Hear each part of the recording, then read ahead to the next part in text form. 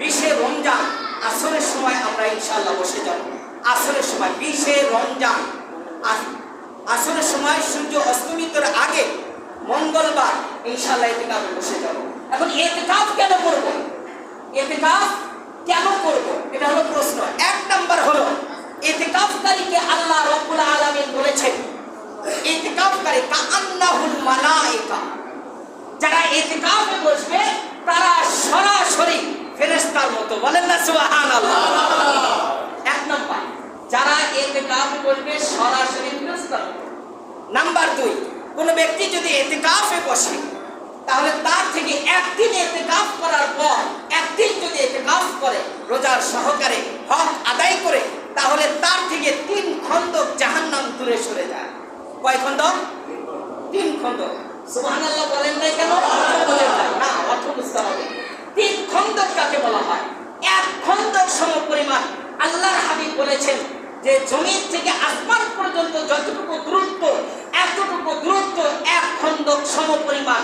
কোন ব্যক্তি যদি ইতিকাফ করে এই রকম 3 খন্দক দূরে তার জাহান্নাম সরানো হয়। সুবহানাল্লাহ।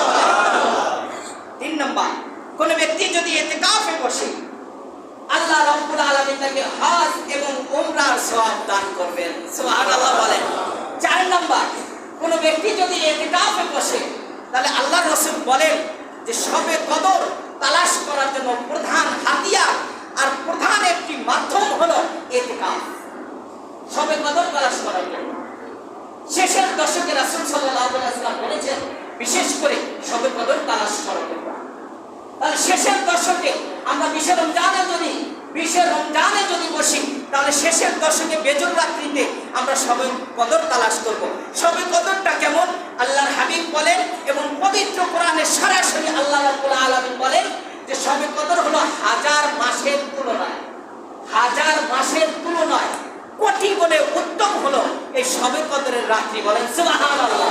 হিসাবে বলেছেন শবে কদর নিয়ে রাসূল সাল্লাল্লাহু আলাইহি ওয়াসাল্লাম বলেন কোন ব্যক্তি যদি শবে কদর পেয়ে যায়, শবে কদরটা যদি পেয়ে যায়, আল্লাহ রাব্বুল আলামিন নিষ্পাপ বাচ্চার মতো, মাসুম বাচ্চার মতো ওই ব্যক্তিকে করে দিবেন। সুবহানাল্লাহ বলেন।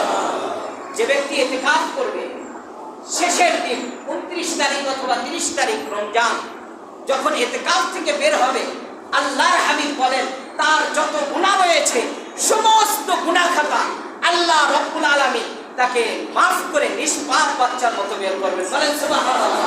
এখন ইতিকাফ বসতে